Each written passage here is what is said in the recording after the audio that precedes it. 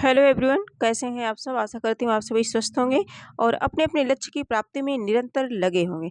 तो साथियों, आज की क्लास में हम देखेंगे प्रगतिवाद प्रैक्टिस सेट 2। ठीक है। इसके पहले हम लोगों ने जो है एक क्लास कर ली है प्रगतिवाद की।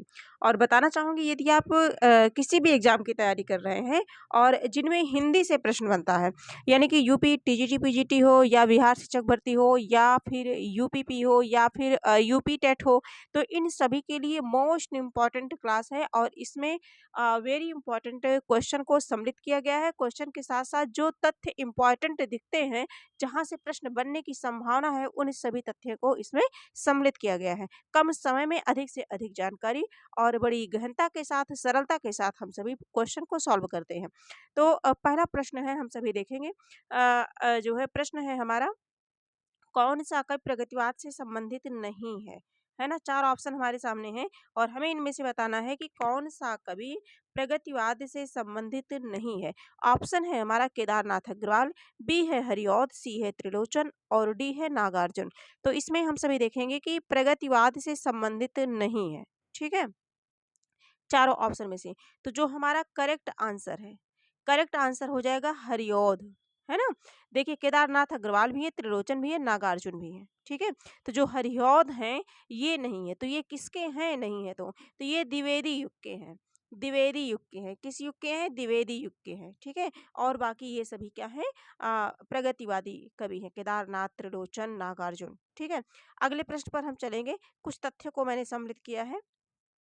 हाँ, केदारनाथ अग्रवाल, त्रिलोचन और नागार्जुन, ये सभी जो है प्रगतिवाद से संबंधित हैं। प्रश्न संख्या 2 देखेंगे। प्रगतिवाद को वर्ग संघर्ष की प्रेरणा मिली, आया हुआ प्रश्न है ये परीक्षा में। प्रगतिवाद को वर्ग संघर्ष की प्रेरणा मिली, किससे मिली? लोनजाइनस से, स्टालिन से, कार्ल मार्क्स से और माओ से तुंग से। चारों ऑप्शन में से हमें करेक्ट आंसर चूज करना है।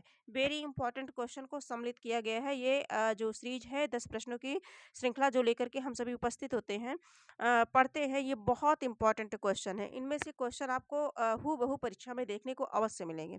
अगले प्रश्न पर इसका जो करेक्ट आंसर होगा, प्रश्न संख्या 2, प्रगतिवाद को वर्ग संघर्ष की प्रेरणा मिली, किससे मिली? तो ये कार्ल मार्क्स से मिली। किससे मिली? कार्ल मार्क्स से मिली। करेक्ट आंसर क्या हो जाएगा? ए हो जाएगा हमारा। और इसके बाद हम सभी देखेंगे जो प्रगतिवाद है, अ, अ, प्रगति हिंदी में जो प्रगतिवाद आंदोलन की शुरुआत है वो है 1936 से है। और वो भी अप्रैल अप्रैल 1936 से लखनऊ में प्रगतिशील लेखक संघ की स्थापना से शुरुआत होती है। किसकी? प्रगतिवाद की। प्रगतिवाद की हिंदी में प्रगतिवादी आंदोलन की शुरुआत कब होती है? अप्रैल 1936 ईस्वी में। ठीक है, लखनऊ में। और प्रगतिशील लेखक संघ की स्थापना से शुरुआत हो जाती है। किसकी? प्रगतिवाद की। और इसकी अध्यक्षता किसने की थी? तो मुंशी प्रेमचंद्र ने की थी। किसने की थी अध्यक्षता?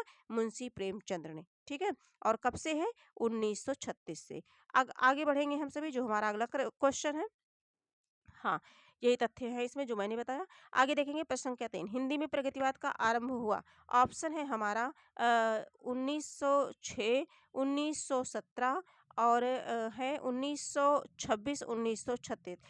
तो शायद आप सभी समझ गए होंगे, क्योंकि पहले प्रश्न में मैंने एक्सप्लेन कर दिया। तो इसका जो करेक्ट आंसर होगा वो हो जाएगा 1936। 1936 है ना। अध्यक्षता किसने की थी? मुंशी प्रेमचंद्र जी ने। ठीक है, कहाँ हुआ था? प्रगतिशील लेखक संघ की स्थापना लखनऊ में 1936 में इसकी शुरुआत हुई थी। देखिए, कई बार बोलने से आप लोग बोर मत होइएगा।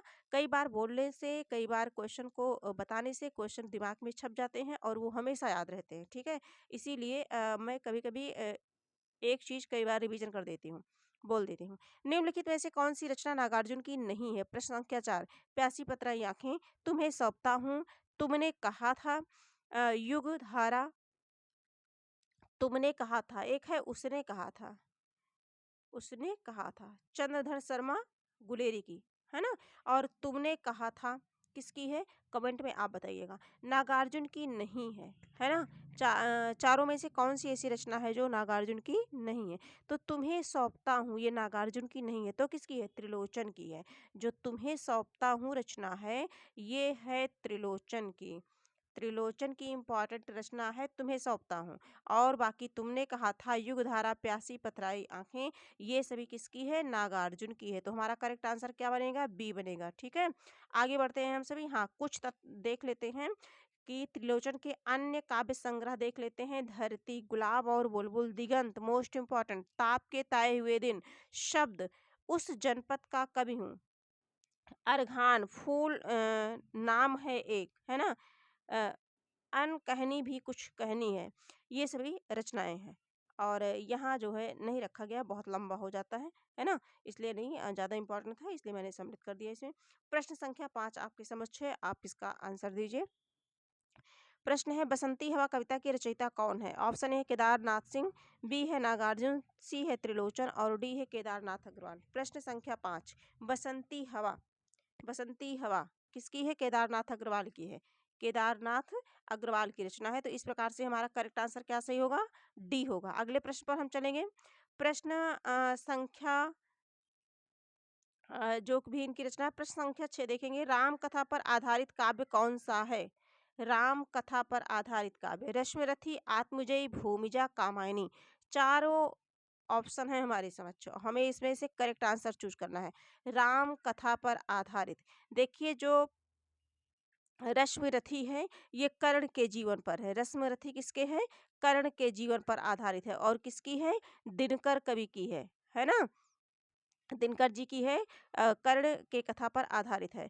और आत्मजयी जो है कुंवर नारायण की रचना है। किसकी रचना है? कुंवर नारायण की रचना है। बहुत ही इंपॉर्टेंट रचना है ये आत्मजयी, कुंवर नारायण की है। और ये नचिकेता के जीवन पर आधारित है। आगे अगर हम सभी देखें तो जो कामायनी है, कामायनी के विषय में आप सभी परिचित ही हैं, कई बार बताया भी गया है कि ये महाकाव्य है। और किसका है? जयशंकर प्रसाद जी का है। और कामायनी में कितने सर्ग हैं? 15 सर्ग हैं। अब एक ही रचना बचती है, वो है भूमिजा। तो जो भूमिजा है यही हमारा करेक्ट आंसर है। भूमिजा राम कथा पर आधारित काव्य है। ठीक है, और जो है भूमिजा खंड काव्य के रचयिता कौन है? नागार्जुन है। भूमिजा के रचयिता कौन है? नागार्जुन है। तो करेक्ट आंसर हमारा क्या निकला? भूमिजा। और इसके रचनाकार कौन है? नागार्जुन। ठीक है, तो करेक्ट आंसर हमारा सी हो गया। अगले प्रश्न पर हम चलेंगे। हाँ, ये सारी चीजें हैं। इसमें जो कामायनी है ये, इसमें प्रलय का सर्गबद्ध वर्णन है ना। और राम कथा पर आधारित क्या है? भूमिजा है। ये सारी चीजें हम लोगों ने पढ़ी हुई। अगले आगे बढ़ते हैं हम सभी। प्रगतिवाद साहित्य को सोद्देश्य मानता है। सोद्देश्यता का अर्थ है, देखिए जो प्रगतिवाद है, अच्छा प्रश्न है, साहित्य को सोद्देश्य मानता है। सोद्देश्यता का अर्थ हमें स्पष्ट करना है। किसी सिद्धांत की घोषणा करना, बी है स्पष्ट रूप से यथार्थ का प्रचार करना, सी है किसी राजनीतिक विचारधारा को पुष्ट करना, डी है किसी विशेष अभिप्राय से, किसी विशेष दृष्टि से कला की रचना करना। ठीक है, चारों में से बताना है कि सोद्देश्यता है क्या। सोद्देश्यता है क्या? तो किसी विशेष अभिप्राय से, किसी विशेष दृष्टि से कला की रचना करना, किसी विशेष अभिप्राय से, है ना, सोद्देश्यता। तो करेक्ट आंसर हमारा क्या होगा? डी बनेगा। अगले प्रश्न पर चलेंगे। प्रश्न संख्या 8 है, प्रगतिवादी कविता के प्रतीक, बिंब, शब्द, मुहावरे, चित्र, ये सब कहाँ से लिए गए हैं? ये आया हुआ प्रश्न है। ये जो है आया हुआ प्रश्न है, छत्तीसगढ़ असिस्टेंट प्रोफेसर 2009 का बना हुआ प्रश्न है। प्रगतिवादी कविता के प्रतीक, प्रतीक, बिंब, शब्द, मुहावरे, चित्र, ये सब कहाँ से लिए गए हैं? हम ऑप्शन को देखेंगे तो आंसर समझ आएगा। प्रकृति के बीच से, जनजीवन के बीच से, राजनीतिक उथल पुथल से, विद्रोही प्रवृत्ति से। चारों ऑप्शन में से हमें बताना है। तो जनजीवन के बीच से लिए गए हैं। कहाँ से लिए गए हैं? जनजीवन के बीच से। तो करेक्ट आंसर हमारा क्या बनेगा? बी वाला आंसर हमारा सही हो जाएगा। अगले प्रश्न पर चलते हैं। प्रश्न संख्या 9, अच्छे प्रश्नों को सम्मिलित किया गया है। और जो है ये क्लास अगर आपको उपयोगी लगे, आप इसे लाइक सब्सक्राइब करना मत भूलिए। ठीक है, जिससे कोई भी अगर क्लास बने तो आप तक आसानी से सरलतापूर्वक पहुंच जाए। प्रश्न संख्या 9 है, प्रगतिवादी कवि रांगे राघव ने कौन सी पुस्तक नहीं लिखी? प्रगतिवादी कवि रांगे राघव ने कौन सी पुस्तक नहीं लिखी, पूछा गया है। अजय खंडहर, पांचाली, मेधावी, नरोत्तम। चारों ऑप्शन में से बताना है। प्रश्न संख्या 9, कौन सी नहीं लिखी? तो जो इन्होंने जो है अजय खंडहर लिखी थी 1944 में। कब लिखी थी? 1944 में अजय खंडहर लिखी थी। किसने? रांगे राघव ने। और इसके बाद जो मेधावी है, मेधावी कब की है? मेधावी है 1947 की है मेधावी। पांचाली 1955 की है। पांचाली 1955 की है। तो शायद आंसर स्पष्ट हो गया होगा कि कौन सी नहीं लिखी, तो नरोत्तम नहीं लिखी। डी वाला ऑप्शन हमारा सही हो जाएगा, है ना, नरोत्तम नहीं लिखी। करेक्ट आंसर डी हो जाएगा। अगले प्रश्न पर हम सभी चलेंगे। हाँ, अजय खंडहर कब की है? 1944, मेधावी 47 और पांचाली 55। पांचाली 55, ठीक है, किसकी है? जो है, हाँ, रांगे राघव की। प्रश्न संख्या 10 है, जो इस सीरीज का जो है आखिरी प्रश्न है। प्रमुख 3 प्रगतिवादी कवियों के नाम लिखिए। कौन कौन से हैं? दिनकर नीरज बच्चन, सुभद्रा कुमारी, महादेवी वर्मा, आगे राम कुमार वर्मा, शिवमंगल सिंह सुमन, मुक्तिबोध, रामविलास शर्मा, नागार्जुन और त्रिलोचन। प्रश्न संख्या 10, इसका करेक्ट आंसर बताना है। तो इसमें जो रामविलास शर्मा हैं, ये भी हैं, और नागार्जुन है, त्रिलोचन है। करेक्ट आंसर हमारा डी हो जाएगा। तो इस प्रकार से हम लोगों ने आज की क्लास में कितने प्रश्नों को देखा? तो 10 प्रश्नों को देखा। 10 प्रश्नों के साथ उनके आसपास जितने इम्पोर्टेंट तथ्य थे, उन्हें भी हम लोगों ने देखा। और 10 में से आपके कितने सही होते हैं, आप ये कमेंट के माध्यम से अवश्य बताएं। और हाँ, इस चैनल को लाइक और सब्सक्राइब करना मत भूलें। अपने सुझाव कमेंट बॉक्स में ज़रूर लिखें। आज के लिए इतना ही। फिर मैं कुछ महत्वपूर्ण तथ्यों को लेकर के उपस्थित होंगी आपके सामने, महत्वपूर्ण प्रश्नों को। इसी तरह से जो है श्रृंखला चलती रहेगी। आज के लिए इतना ही। फिर मिलेंगे, तब तक के लिए धन्यवाद।